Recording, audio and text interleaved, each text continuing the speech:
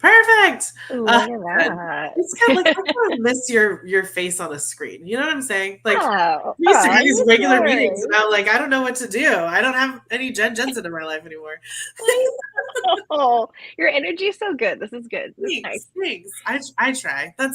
It's one of those, like, I wish people could see the back end of this, because on this side it looks great. It's very professional, very put together. But I've like got some cords rolling around here. I've got, like, if I move just barely the wrong way, you can see, like, these are our studio lights. So, like, they're just back here, just chilling. Fine. I've I'm got leggings. I've got my nice shirt on, but then Yes, leggings. perfect. My laptop's sitting on top of a pie box from Good Company Barbecue. So, like, it's a Nice. wooden box that, like, pecan pie comes in. And I'm like, why isn't there pecan pie in it right now, though? Like, we can be doing both of these things. It's fine. So, but anyway. We'll have pie for the next one. Yes. Okay. Perfect. Done. Well, tell me what you've been up to, because you have changed positions since I talked to you last.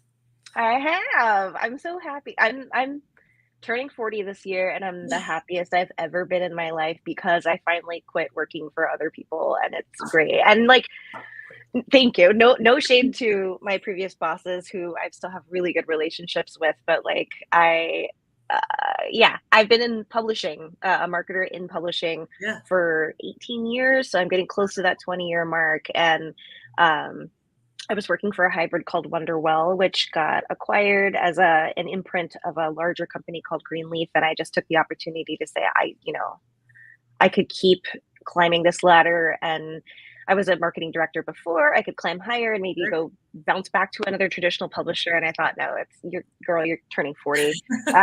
If you're going to do your own business thing, like, it's now or never. So I did it, and we've been busy. We started Copilot Publishing, me and my longtime work wife. I love that phrase, and I have my own. So we launched in March, and we are not quite a publishing company. Like, we do basically everything up to the point of actually, like, producing and distributing the physical product. Okay. So my partner is an editor in terms of, like, all the thinking that has to get done to come up with the concept, make sure it has a good place in the market, is attractive to readers, just making sure that the book reads well. That's all her. And then actually promoting it and getting it out into the hands of readers is me. So we do everything up until, like, the actual book itself. That's so good. I love that. Well, and I think that's kind of the way that we'll call it corporate America or industry is moving these days, is like, how do I break this up into vendors? Because having the overhead of a company with all of these people in it and all the people managers and all of this and all of that is just too much, when you're realizing, like, actually, if I have a team of individual contributors that are contracted to me on a project by project basis, we can get things done way more efficiently, and everyone's way happier. Like, just like, as a metric that I think we should be benchmarking against, like, yeah, sure, quality, like, quantity, profit, margin, and happiness. Like, I need a QPMH from now on, like, because it's just the way to go. And we've all, what I found is, like, we've all come from a corporate America situation, so we understand, like, the rules. We understand how to write emails, and how to follow up, and how to, like, do project timelines, and how to estimate timelines intelligently, et cetera, et cetera. But it doesn't mean we have to still be in the same office with each other in the same button-up shirts and slacks. Like, that's not the way the world works anymore. And I'm pleased to see that, like, there's another successful launch. Yeah, thank you. Yeah, the trajectory of my career has been kind of weird because it's gone from, like, the largest it could possibly go down. So I started at HarperCollins, which is, like, the second largest publisher in the world, and then went indie, and then went, like, remote tiny hybrid, and now I'm doing, like, a 2-person operation. It seems backwards, but it works because that corporate, like, I don't regret that at all. That corporate background was such good training. It was like, big girl school. Yeah. And then now I have the chops to do this and do it successfully. That's so great. I love it. So what does Copilot do? What are you up to? Yeah, so right now we've got a really wide range of clients. It's basically any author at any range. Like, so we work with first timers who aren't sure even how they want to publish, if they want to go the traditional route, or if they want to try to just, like, self-publish but get some guidance along the way. And then we also work with some of our old Big Five colleagues. I'm doing some work for HarperCollins now. I'm doing some work for Wonderwell, the company that I was working at before. And so it's a good mix. I never get bored. Good. Honestly, Yeah. that's where I'm at. I'm like, can I just do like today? I usually have a rule, or I had a rule in corporate America that like I don't work on my birthday. Today's my birthday, and it has been Oh, like. does this count as work? I don't want to Well, that's the thing is like it doesn't feel like it. Do you know what I mean? I'm like I've been in back-to-back meetings today, but because they're so varied, like this morning I was talking about alcohol sales and food trucks, and I'm here talking about like publishing and social media with you, and like this afternoon we're doing content creation, like a new hair color. So like you know what I mean? It's just like I like the variety that like that provides me, and like it's all helping people in their businesses and their version of corporate America kind of thing. But I get to sit out here and have like a smorgasbord of things to do. So yeah, I'm with you on the boredom train. Like it's a real problem and there are real solutions and it is working for yourself. Yeah, I think also publishing lends itself to variety because every book is different. So you like every author I meet, I'm learning something new. And that's really cool. That's awesome. So being in publishing for 18 years, right? Mm-hmm. What's the biggest, I don't know, challenges are facing right now? Like my favorite thing I was never publishing books, but publishing magazines is every time I tell somebody I worked in a magazine publisher, they're like, isn't print dead? And I'm like, calm down. When's the last time you read something in print? Probably this morning. It's like, you're fine. Back off. And like, I launched a brand new magazine into the market, profitable within 3 months. Wow. Yeah, no, it was amazing. Like, and like in the year that like, you know, the Magazine Publishers Association said the print was kind of dead. I was like, yeah, you're welcome. Like we did that. So it's so like, so what do you say? Like, what are your biggest challenges in book publishing right now? Yeah, I don't think print is ever going to be dead unless like, you know, we run out of trees and the world ends, which TBD. That's maybe a different podcast, but I'll take it. And also like a different problem. The last thing I'm worried about at that point being like my top 5 ways to cook chicken noodle soup being published. Like that's, you know what I mean? Yeah, but no, it's not really about print. It's funny thinking about the way publishing has changed over the last 18 years is the thing that makes me feel the most old. Okay. Like I think I have like young-minded millennial syndrome where I still feel like a kid in here. But when I think about all the different iterations of publishing, God, when I started, it was like MySpace was just becoming a thing. I remember being like a young assistant teaching people how to use MySpace and making a little page for our company, which did nothing for us. And a lot of my work was really based on grassroots. Like we have a sales team, like boots on the ground, physical humans who go physically to their booksellers and sell them stock of the books. And that was a huge, almost my entire job was just kind of galvanizing that sales force and then paying for advertising.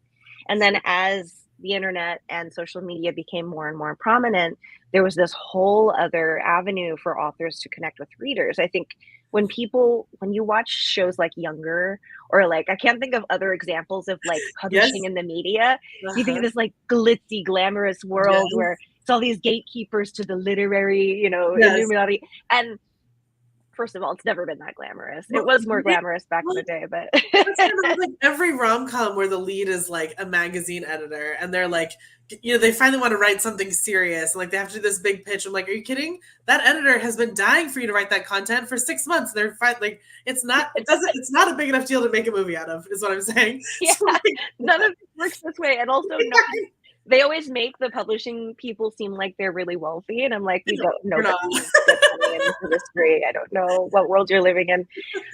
But that like kind of gatekeeping quality has gone away now because the creators, authors, they can connect directly with the people who want their work, and that's pretty cool. I think it's really neat. It gives us a lot more tools in terms of marketing to promote the book, so we don't just have like the 2 avenues that we had before. That's all wonderful. But then the hard part is that, especially with the rise of AI, there's just a lot of crappy books. You know, people are not, you know, you don't necessarily have to get a book deal with HarperCollins to put a book out. You can use Amazon's Kindle Direct Publishing. You can pay for a hybrid publisher to help you with that. The hybrids, if they're a good hybrid, will give you enough guidance to make your book good. But there are a ton of places and self-publishers who you just spit something out and put it on the internet and it's awful. And now people are using AI to spit something out that's not even theirs and putting it up. So I think people like Eva and I and companies like Copilot Publishing are going to become more and more prominent as people want to put something out that's meaningful and impactful and actually makes a difference in the life of a reader. Like, why would you, unless you just want to say that you wrote a book, like, Yeah. there's no reason to spit out a piece of crap and put it on the internet. So No. the other thing that's happening is that we were talking about paper, but like the cost of actually producing books is expensive. Like the cost of production is rising, shipping is rising. And so it's hard for publishers to keep up with that. And I mean, this has been true since I was a little baby marketer at Harper, but like the teams are always understaffed. Yeah. They're always overworked. They just can't possibly humanly give as much support to a new author as they need to. And so now there's people like us who can kind of like fill that gap. That's great. Well, and like my sister even, so my sister's a yearbook and journalism teacher at a high school here in Houston. And their the yearbook publishing company, just moved their like paper plant to Mexico. But that's causing so many issues. Just like this is the first time they've done it, like, whatever, shipping issues, whatever. That like the last day of school was 3 days ago and they still don't have their yearbooks.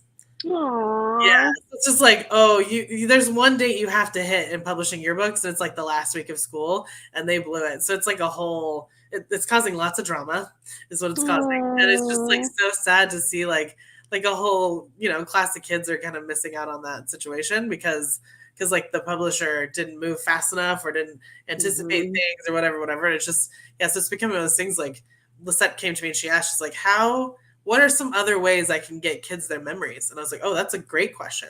So we mapped out this entire like kind of digital yearbook of like, okay, here's a folder. So like basically when you buy the yearbook, you get a QR code to go to a Google Drive folder that has like all the events of the year and even photos they didn't publish in the yearbook itself because it didn't have space, like photos they took at every event, cataloged and like indexed, and like everything's tagged so you can like search and find yourself and whatever. And I was like, because what you're in the business of is like not selling a yearbook, but like memories, right?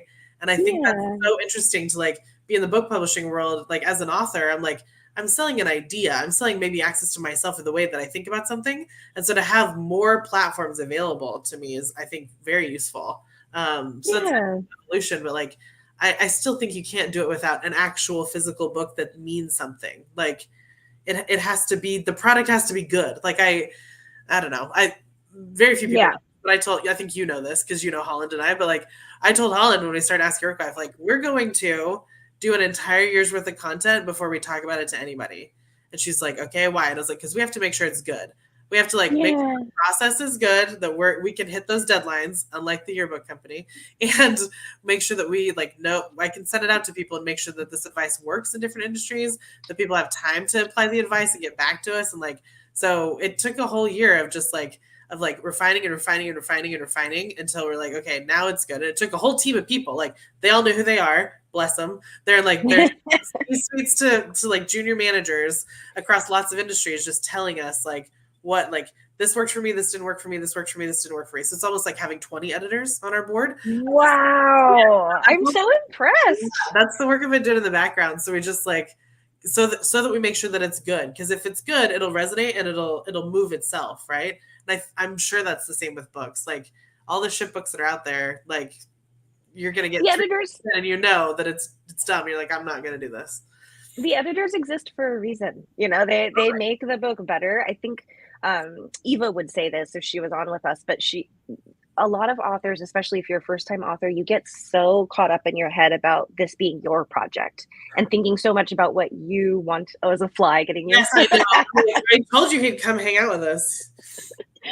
But yeah, authors think about like, oh, this is my what do I want this book to be? It's my legacy. And if you're in that mindset too much, you're way too close to it and you cannot really get a sense of how that's landing for the person who's actually consuming and reading the book. And so having an editor who is not so emotionally tied up in your project can give you that perspective and say, okay, did you need this 50-page story about your grandma though? Like, is that relevant to the message you're trying to send? The answer is always no. That's the answer there. Yeah, like, no, it's how fascinating. One, and I think that's in the movie industry. So I work with a bunch of producers in Houston to like make indie films, which is also part of my like, I'm bored. Let's go do this for a while, right? The phrase in the movie industry is you have to learn how to kill your darlings. Like the character that you're in love with.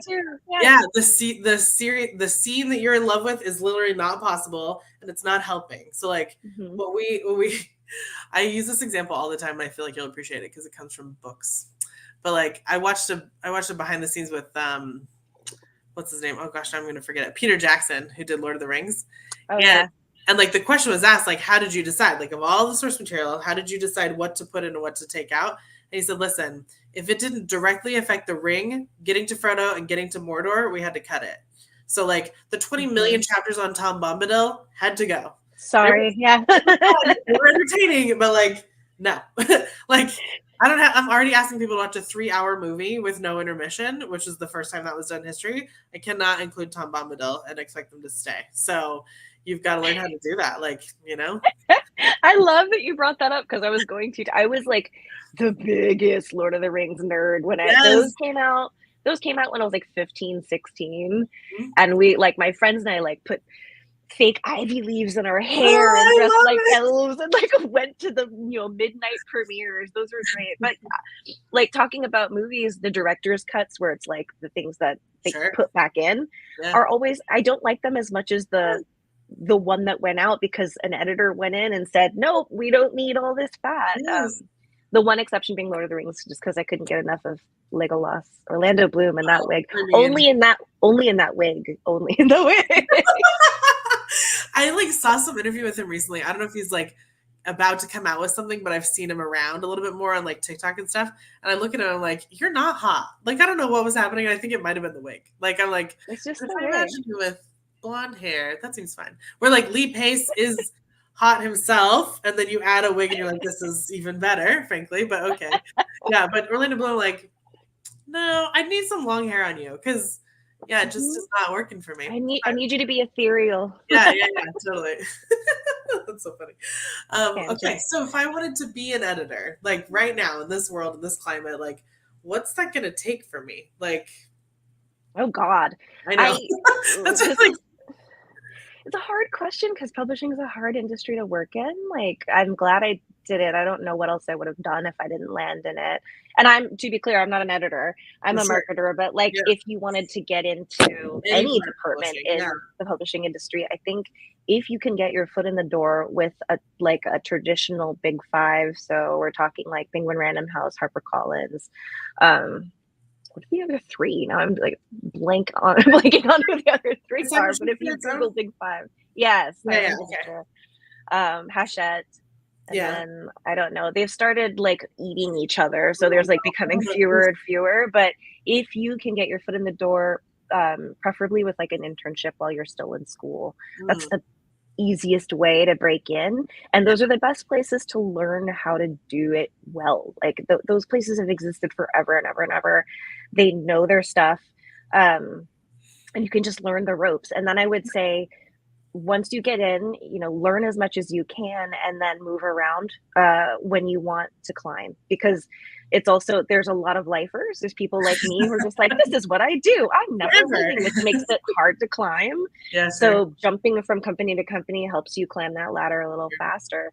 And then like, don't be afraid to experiment with smaller companies after you've learned the ropes at a big one. Cause I have so much more knowledge because I experienced life at an indie and then also did hybrid. Hybrid gets a bad rap, but I was lucky. Maggie Langrick, who's the publisher at Wonderwell, is such a savvy, very forward-thinking businesswoman.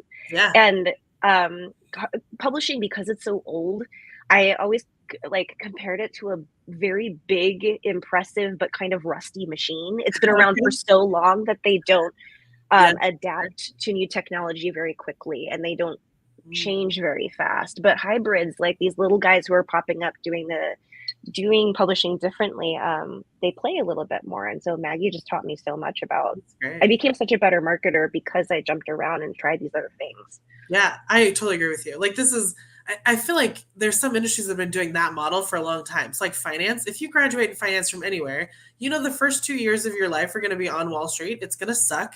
They're going to be 80-hour weeks. And like, once you're done with those 2 years, you're done. Then you go anywhere else. But you've had to learn how to deal with like the financial market at such a pace and such a scale that you don't ever need to go back to it, because you'll learn everything you need to know in 2 years, and then it's just iteration, right? So like you can go from there to anything from like small mom and pop stuff to like big corporate M&A to whatever you want. And I feel like more industries should have that experience of like, okay, if I want to be in marketing, anywhere in marketing, I think I would go. So for me, I went to like internal CPG first and then to agency. And I made two moves. I moved to an agency and it was a B2B agency. So it was like, I had to shift 2 gears in my brain, but it was fascinating, right? To be able to like learn, okay, this is how important your customer is. Like CPG cares only about the customer and consumer tastes and preferences, right? Like I'm going to sell a lipstick. I'm going to sell 20 million of them today. And it's going to require this kind of GIF. That's it. Like that was my job. Right. So to be able to understand how important your customer is, and then be able to bring that to B2B, which like your big old rusty machine, B2B is always behind, like by 10 years. And then in Houston, we're all in oil and gas. So we're 10 years behind that. So it's just, just 20 years behind. I still have people like telling me that we need to like have a downloadable PDF behind a gate, like an email capture. I was like, that was cute in 2010. That was cute in 2000. It's not cute anymore. Like, what are we doing? So yeah, drive me crazy. So it's one of those like, it's interesting to like be in-house at a big company doing one thing really well, and then being able to come out and like, okay, now how do I adapt this to here? How do I adapt this here? Like I learned a lot of things from my agency, and now I'm like even out of that. So it's like, I think I do the same thing, like go as big as you can first, and then start learning where the exceptions are and like what those are going to teach you. I think that's great advice. Yeah. And if you can't, I mean, because I know it's hard. I got really, really lucky that I got a foot in the door at HarperCollins. You know, there's no shame in doing it the other way around, starting small and going big. But I'm just saying, if you can, big to small is helpful. Well, I think like, yeah. And even like the biggest that you can. I think that's my favorite. I had he was an attorney. This is advice from an attorney that I'm not an attorney. This is not legal advice, but his advice, if you want to go to law school, is like, get into the best school that you can and get the best grades there. He's like, don't worry about it being the biggest or the brightest or the best or the most, like the biggest reputation, just like the best that you possibly can. Go there no matter what, get A's, and then go from there. And I was like, yeah, I support that. That's great. Honestly, that's good life advice in general. It's just the best that you can. Not necessarily the best in the world, but the best that you can. I use are you a Marvel fan? I'm a big nerd. Yes. I'm clearly making it, but Deadpool's maximum effort. Yes, I say that out loud all the time. Maximum effort. I watched some. I got to see some ads for like Deadpool Wolverine that's coming out, and I'm so excited. Me too. It's gonna be so good. So, well, and I think like speaking of, Ryan Reynolds is one of those people who just like, okay, I did one thing, I did it well, and now let's figure out all the other things to do it. It's like he owns like one of the biggest marketing firms in the world right now, because like Mint Mobile, right? Yeah, exactly. For that guy. Yeah, like Mountain, I think it's the Mountain Network. And anyway, it's like a OTT, YouTube ad kind of like distribution network. It's amazing. It's great. We've used them on projects for clients and stuff like that. I'm like, wow. Yeah, I was like, go off. Now he owns a soccer team. I'm like, yeah, these are all the things that can happen. Like when you just like, he doesn't need to be, going after Oscar after Oscar after Oscar. But what he does need to have is a diverse portfolio and just be the best at what you can get into, which was Marvel. Good job. And then go from there, like self-fund Deadpool until you die, which seems great, actually. Yeah. Well, that's funny. Well, so we got to get back on track here. I'm so sorry. I keep throwing us on these media tangents. This is just us. Like, I feel like we should. I'm amazed Holland isn't here yet. I think she's actually in a meeting. Oh, there she is. Found her. Yeah, like this is how we know each other. And I feel like half of our meetings were just like, let's just chat. I love let's take the 10 minutes to do whatever the hell we need to do in this meeting and then just like hang out. Like, so I'm not even surprised this is how this is going right now, frankly. But you've worked with a lot of authors. I've been on calls with you where you're like coaching and guiding authors. You brought me in to like help them with their social media. Like what advice would you give like up and coming authors? Like if I want to get into publishing from the like, I'm the one being published avenue, what are we up to? Yes. Okay. There are several things I want authors to consider, particularly if you're a new author who hasn't done it before, like you're kicking around an idea for your first book. Really think hard about why you want to do this, because writing and publishing a book, I guarantee you, is like 10 times more energy and effort and resources than you think it is. I usually tell them it's like running 2 marathons that are smushed together. The first one is just like making this thing exist, like getting it out of you into the world. And then you're going to be exhausted and like, oh my God, I'm done. But you're not, because then you have a whole other like 6 months of trying to promote the thing. Even the big 5 publishers, unless you're a celebrity author, they just don't have the resources to do like a full-on fancy, expensive campaign for you that really lands on the author's shoulders. And it's really hard to do by yourself if you don't have marketing experience like under your belt. So I would say just like think, why am I doing this? If it is truly something that's in your heart, like, man, I have this amazing message. I know it's going to help people. I specialize in prescriptive nonfiction. So like nonfiction that teaches or inspires or, you know, gives someone something that's going to improve their lives. So if that's like a burning desire of yours and it's going to be your legacy, I think that's great. You should do it. But I feel like that's kind of the main reason you should do it. If you think, oh, well, I want to be a New York Times bestseller and like become super rich, I'm so sorry, but that's really hard to do. You have to sell. I've helped launch 18 New York Times bestsellers. I think it's like one a year. And you have to get like 5,000 pre-orders before the book even hits the shelves to like have a shot at that. And I don't even know if that number's up to date. That's like, as far as I know, the minimum. Wow. So I wouldn't want anyone to think like, oh, if I do this, I'm going to be rich. It's not the case. If you're a business owner, I would say a secondary reason is like having a book gives you cachet. You know, if you're trying to like build your platform as a speaker, as a business owner, gain more clients, having a book is a great way to do that. But you got to make sure that book's good. And not just one of those like spit it out AI pieces I was talking about earlier. Like make sure it's good. So I would say just whatever you do, get support. If you can manage to get a traditional book deal, fantastic. That is the dream, right? If you can't, because that's also really hard, there are hybrids out there that you can pay to basically do everything that a publisher does, including distribution and print and like getting into stores, all that stuff, but they're really expensive. So just make sure you have the funds to do that. We're talking like tens of thousands of dollars to get that kind of help. Because you're paying for it essentially, right? Like, yeah. And then there's self-publishing. Amazon has a direct publishing platform called Kindle Direct Publishing. And if you go that route, I think that's a perfectly legitimate way to go, but you still need support. So whether that's people like me and Eva and Copilot Publishing, where we can kind of guide you through making the book really good, making sure it resonates with readers, or someone else. And we have tons of colleagues that we promote, including Ask Your Work Wife, on our partners page at our website. Just get help. Don't do it by yourself. It's too hard, and it's more fun. And you don't need to. This is where I'm back to like my like series of vendors. Like there's people out here who are very good at this, have great amounts of knowledge and experience and whatever. So just tap us on the shoulder and use us. It's certainly not going to be $10,000 to $20,000 up front. You know what I mean? But it's interesting.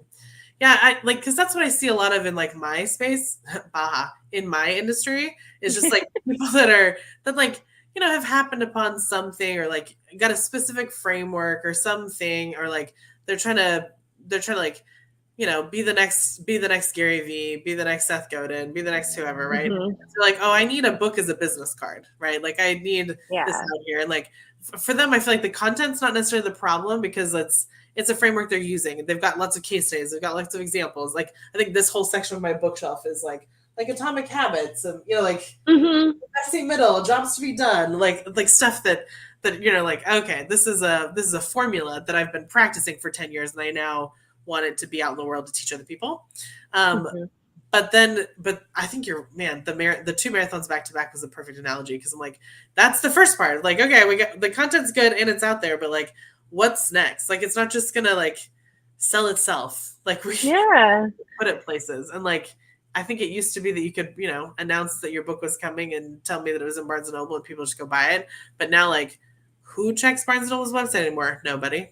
Like, Yeah. And the number of books coming out on like each year, I think is like from a traditional publisher. No, I don't want to say the wrong number, but it's something bananas. It's like 1 million books a year, that people are pumping out, and even more if you count the self-published books, which so holy, you there's just this sea of books, and yeah, there's no way that you're going to get anyone to pay attention to yeah, yours unless you like do something to lift it up and sort of sure. wave your flag to your readers. 1 million books a year. Who said print was dead? Not me. 1 million books a year. I can't like this. That was the other thing. I think all the formats are safe.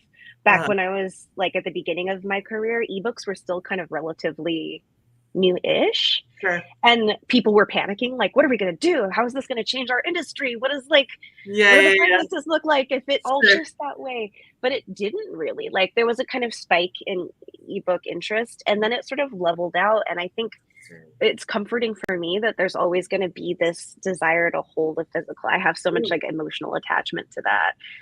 And then audio, which when I started, we would have these huge sales conferences where each publishing team would like present their titles for the season to the sales reps. And I always felt bad for the audio team because they were like this afterthought that like got to talk for like 5 quick minutes at the end. And now audio is gigantic. It's a huge part of the business. Oh, that's so funny. Yeah, I like, and it's funny because I think Spotify just started including audiobooks for free on Spotify Premium.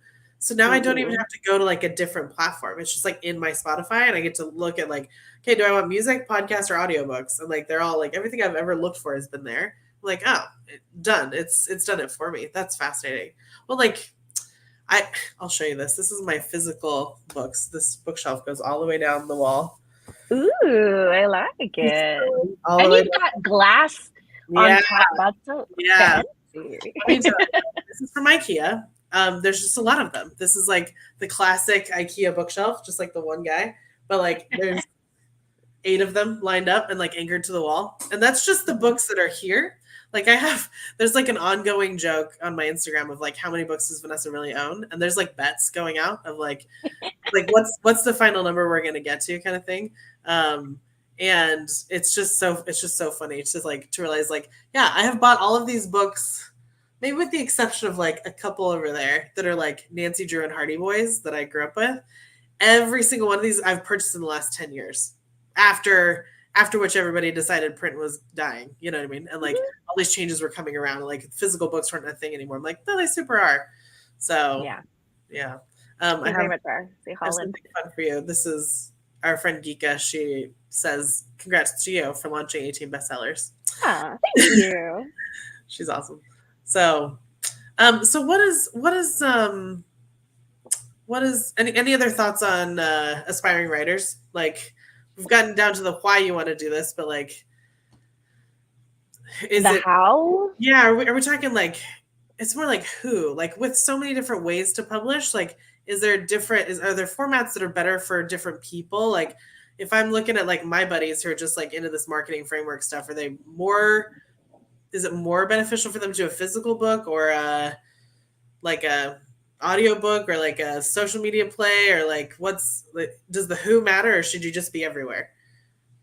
I think if you can be everywhere, be everywhere. That there are certain people who are diehards for one particular format over another. And so if you can release all 3 formats, that is the ideal.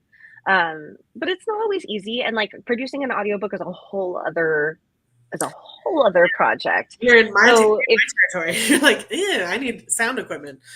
Yeah, if you don't have those resources or the money to pay for someone else to produce that for you, then I think just sticking with print and ebook is like the minimum. Try to release it in both. Amazon has a print on demand option so that you're not paying out of your pocket for thousands and thousands of copies to exist, because that's the thing with hybrid that gets really expensive is you're guessing. Everyone's guessing. Even the big 5 are guessing about how many copies you think you're going to sell. Yeah. So you have to print enough, but if you print too many, then you're just out a bunch of money printing those copies. So a print-on-demand service like Amazon's is better. You're only printing what people actually need. It takes a little longer, but sure, interesting. And I think that's where like, and you can correct me on this if I'm off base here, but like what I've been seeing in like YA fiction, this is not a thing I read. All of these are like political treatises and like, I don't know, Chinese stuff and like classic Oh literature. my God. Yeah. You're such an adult. I love YA. My Like sister's way big into YA. So like that's if you like compare bookshelves, you're like, you two are not related. It's very funny. This is all like vampires and werewolves. I will tell you, I did just finish on the airplane on the way back from Washington just this week. I started and finished Kevin Kwan's new book, Love and Marriages, or Lies and Marriages. It's so funny. I died. I was like, thank you, Kevin Kwan. You're doing a great job. Wow. But yeah, so like it's one of those things like in YA though, I think what I've noticed is there are platforms out there like like in my day we'd call it LiveJournal, right? Or like fanfic platforms like fanfic.net, you know what I mean? Where like you can go write some stuff and get a following. And then I feel like those authors are like then building up a following and then going to a publisher and be like, guess what? I have 10,000 people right now who are willing to buy this. Just print it for me. Do you know what I'm saying? Mm-hmm. Yeah. So yeah. And that's what a lot of publishers are looking for, is that kind of like, oh, you can bring an audience to us. Great. We'll do this for you. I mean, it still blows my mind that 50 Shades of Grey started out as a Twilight fanfic. Like that's insane to me that happened. And I remember being like a teenage kid reading fanfic and writing my own. And same. What a fun thing that turns into an actual career. Yeah. But that's a good point. Talking about bringing an audience to the publisher, I think a misconception that's really common is that authors think, oh, I got the book deal, I'm done. Like the publisher is going to do all this work. But the thing is, nobody cares who the publisher is. Like if you're going in a bookstore and you go shopping, you're not looking at the logo on the spine. You don't care. You care who the author is. And so it's not that like publishers are being lazy or like holding out on you in terms of resources. It's just that like you as the author have way more power in terms of connecting with the reader than they do. They can give you guidance. They can like lay out an ideal campaign plan for you. They can pay for some advertising, but like connecting with your audience is your job. Yeah, interesting. Yeah, I think that's the hardest part. And I think that's, I mean, as marketers, that's where we exist all the time. Like, well, you can bring me a product, but is it actually solving a problem that enough people have to make this profitable? I don't know. Mm-hmm. Like we have a friend who, God bless her, she lives in Dallas. She developed an app that I think is cool, but like it doesn't solve a problem for anybody.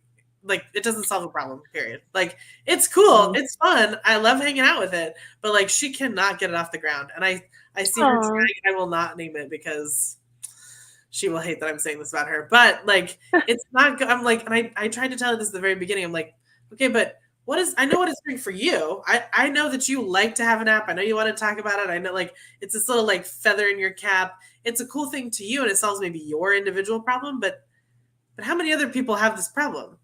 I don't think more than 5. So like, you know what I mean? Like, every time I see your stuff on LinkedIn, I'm like, I tried to tell you, but no. So like, and that's where I'm at. I'm like, my love in life, I would love to be, and this is, everybody knows this actually, my retirement plan is to be a comparative religious studies professor. That's what I love. Like, there's a whole section here of like different. Tibetan Book of the Dead is in here. Do you know what I mean? Like, we're doing great. But like that was in my repertoire at HarperCollins. Yeah. Oh, really? Okay. Yeah. Very good. Very good. It's very nice. But like, that is not the thing that's going to make me money. And right now we need to be making money. So guess what? Guess how we make money? We make money off giving people advice on how to better work in corporate America. Like, this is something that like takes up this much of my brain space, but is making me this much money. So I'm like, okay, cool. Wow. The other one will make me this much money and takes up this much of my brain space. So like, okay. So yeah, you have to like make sure that like you have a good idea and that you can bring an audience, and then a publisher is willing to say, yeah, okay, we can fork over some money to publish 10,000 copies, right? Like, yeah, because they're taking a gamble. It's a risk for them. You know, it's a ton of money for their workforce, and then production and printing and distribution and all of that. Yeah. They're gambling on this book succeeding, and so the better job you can do of convincing them that it will succeed, the better chance you have of actually getting that book deal. Yeah, 100%. Oh, I love it. I would just want to talk to you forever. I will. I don't know if I told you this or if Holland and I told you this, but like we wrote a book, an outline for a book for Ask Your Wife. Yeah. Mm-hmm. It's like pretty close to being done. We went to Mexico for like 5 days at an all-inclusive and just like sat down and like wrote the thing top to bottom because we realized, Wow. yeah, no, it was, you'd be very impressed with that. I should share it with you. You wrote in style at an all-inclusive though. Have little like umbrella drinks and Oh, and like Holland. It's if there's not 12 glasses on the table, it's not working for her. So there were lots of umbrellas and lots of like there had to be like a flat water, a sparkling water, a juice, and a coffee and a tea at any given moment, or it wasn't happening. So we were very hydrated. But yeah, like we wanted to like make a course, which is with the editors right now. So we've actually already videoed this and whatever on like the 3 moves framework. Like how do after answering over 160 questions on women in the workplace. We're like, what have we learned that we could like teach people and how to approach their career? It's called the 3 moves framework. And like it exists in the world. You can find parts of it in our podcast and you can kind of piece it together for yourself if you want. But we're like, if we want a top-down course on teaching people how to do this, what it is a book. Like, you know what I mean? Like, so we should write the book first and then just like talk at a camera and make that the course. So that's what we did. Like it was wild. And like, but it's one of those things like the course isn't ready to launch quite yet. The video editors know who they are. But I think like while we're doing that, we're building an audience based off the same principles so that when we get to the point where I'm like, hey, Jen, guess what? I have a book for you. You'd be like, okay, but how many copies am I printing? I can say, hey, guess what? 5,000. Like that's, you know what I mean? Nice. Like, yeah, very good. I love that. Thank you. I'm learning. I've hung out with you enough. Like I like your approach. So, but yeah, like is there anything else you want to tell other people out there who are not me about you and Eva's approach that like is particularly unique or that you want to make sure that they understand? Yeah, I think it's really the hands-on boutique feel. Eva and I are friends and work wives, and we've been work wives for almost 10 years now because we were like your traditional overworked perfectionist. Like we cared so much about doing a good job when we were at our traditional publishing houses that we would usually be the last people in the office. Like when it's dark, it's way past dinner. We would grab, we're like eating in our cubicle and waving at each other because we're in different departments, like from across the land. Like, oh, I love it. Yeah, like the people in publishing, they're such hardworking people and really salt of the earth. And we, just followed each other from job to job to job because we really respect and admired the fact that we were both that way. Right.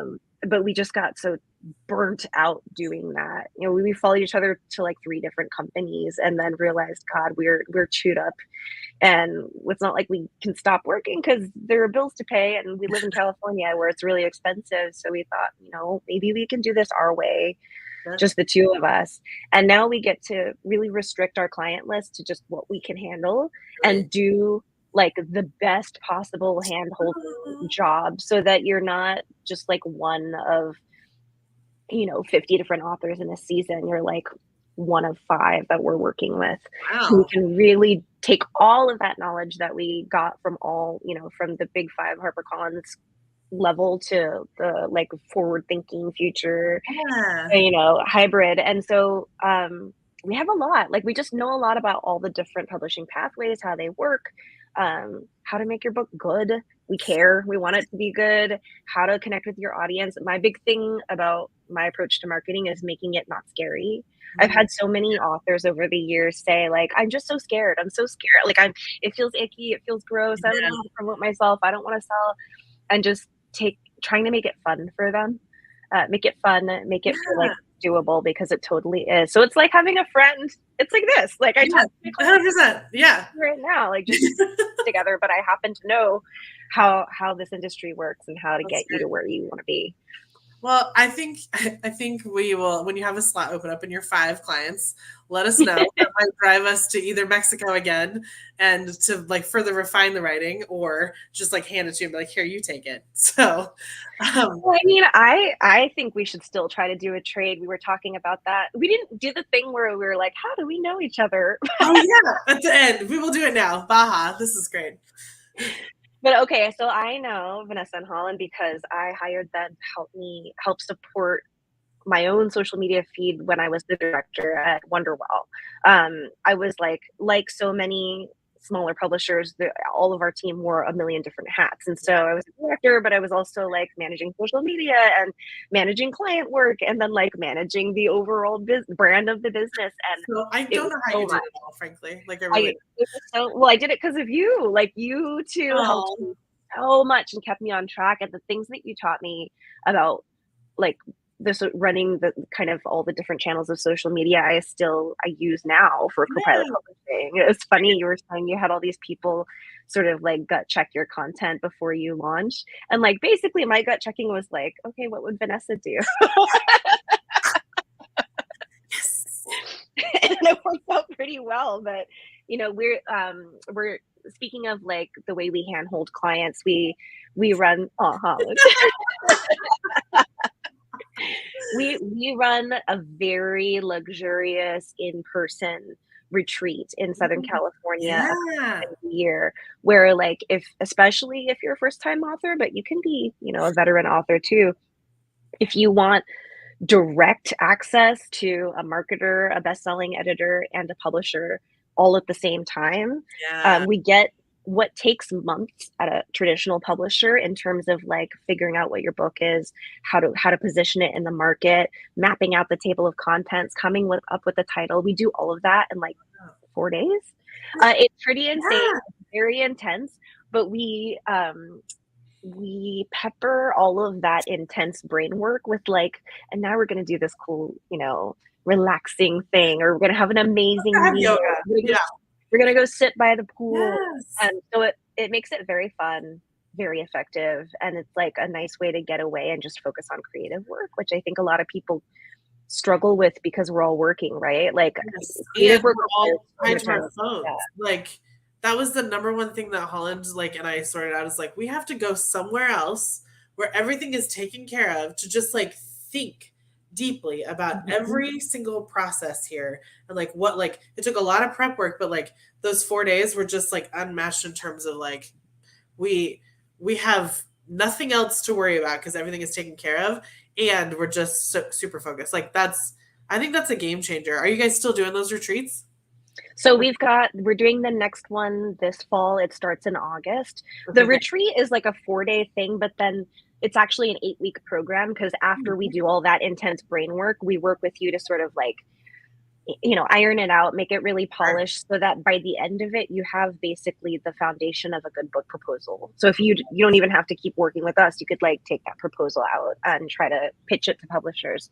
So we're doing that this August. We've got a couple of people interested already, but there are a few slots left. Okay. So if anyone wants to apply, go to our Instagram. The link's in our bio. It's at Copilot Publishing, just one word, no punctuation or anything. That's awesome.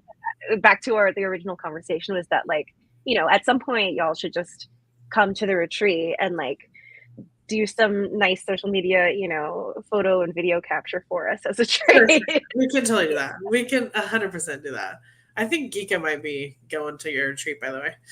Oh my gosh, yes, come. I love that. I'm really excited to do it again. Yeah, it looks awesome. I'm very excited. I'm excited for you to like see what we've come up with and be like, see, they were listening to me, because it's very Jenn Jensen style. You're like, okay, yeah, good. This is what we need to do. Like I paid attention to what's going on in the retreats. I was like, okay, you need to come with this, this, and this. All right, let's get that done first. Of like a retreat. Yeah, there's like homework and stuff, but it's fun, and we always bond with our clients there, which so I think that's my big thing in my career, and why I've gone from big to small is just I want as human of an interaction as I can at any given time. And it makes it better. Like I don't know, in my old age, I can't be bothered by like fakeness. I can't be bothered by like not doing something that's going to make a difference, you know? Like that's it. Like I don't know if it makes a difference in my life or your life, but like it's going to make a difference somewhere. So that's what I want to prioritize over anything else. So yeah, I'm very pleased about that. I was excited to hear you launch your own thing. I was like, of course you did. Of course you did. That's not even a question to me. So, good job. I love it. It's very fun. Cool. Where else can we find Copilot Publishing? Talk to us before we go eat. Yeah, so you can visit us at copilotpublishing.com. Again, all one word. And then it's at Copilot Publishing everywhere. So Facebook, Instagram, LinkedIn. LinkedIn, it's Very all the good. same You got all the it. way across. Yeah. You can also find me on LinkedIn, just Jennifer Jensen. I go by Jenn, but full name Jennifer. I think that's it. That's Yeah. everywhere that we are. Yeah. Come Awesome. check us Really out. Follow us. Yay. Cool. Well, thanks so much, Jenn. You're incredible. And yeah, we'll come talk to you later with my book proposal. I'm so excited. Yeah. What do we do at the end? We just